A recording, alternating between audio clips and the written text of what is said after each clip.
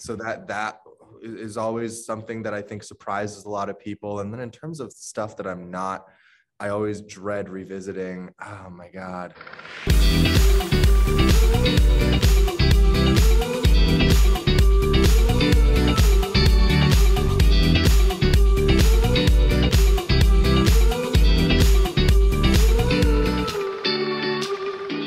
So I'm Tara, by the way. Nice to see you. Thank you. It's wonderful to see you. How's your Labor Day weekend going? Oh, you know, it's pretty casual. Broke some records at the box office.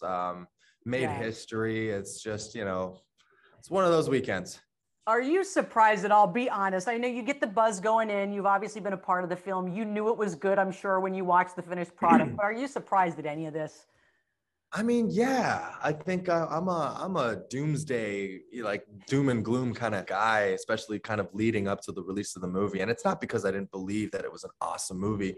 I didn't believe that people were going to see it, but just like, I think I just carry the anxiety from my parents. I just inherited from them just this constant, like, what if this, you know, what if it doesn't work out? What if it doesn't happen? And you know, anybody from an immigrant household will tell you that's very much the mentality that is very, very predominant. But I mean, there's just so many factors that are outside of our control at this point, you know. So we believed in our movie every single step of the way, but we still had no idea whether audiences would feel safe to show up, and if they did, you know, how many, and all of those things. So it really to see the numbers and to see the, you know, the projections kind of climbing up and up and up. I mean, I think it's just been the most incredible ride. Well, it's so neat to witness it too. I know you and I just met via Zoom, so it's not the same. But I would imagine that knowing that once you were announced you were going to be in this, once it comes out, now people are doing a SIMU deep dive. You know, who is this guy? Tell me everything about him. What's the thing that you think, just like your character, when Katie discovers, wait, who are you? What is the thing about your past that people have been most surprised to learn? And what's the thing from your past that you're like, oh God, I'm going to dread revisiting this, but I know it's going to come up? Oh man, yeah. I think people are always really surprised to know that I used to be an accountant. Yeah. Just because I feel like you could not get further from the arts than like working in an accounting office for 40 hours a week, or in some cases 60. So that is always something that I think surprises a lot of people. And then in terms of stuff that I'm not, I always dread revisiting. Oh my God.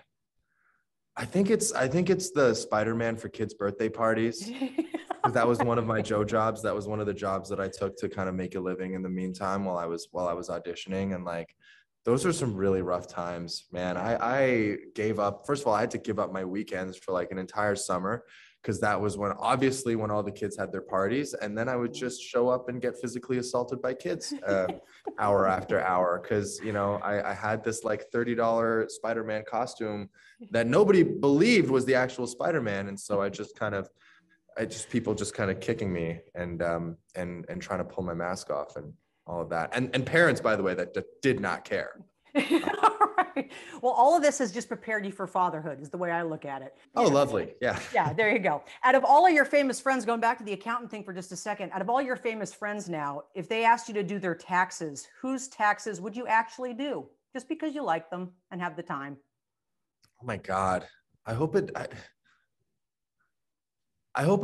would do like maybe a really young kid's taxes, because then it would be more simple. I think about doing Brad Pitt's taxes and just like how much property he must own, how many, like, I don't know, like different bank accounts that you would have to reconcile, you know, what his business expenditures and like and write-offs would be. I mean, that would just be like a months long process, wouldn't it? Yep. Just be really tiring. So. I just want somebody who's on one show, you know, makes one salary, and you deduct that, and that's it. I love it. Do Brad Pitt's taxes. You would have no interest in doing mine. It'll take you 5 minutes and it's not. I know that's a lot the best. That's what I want.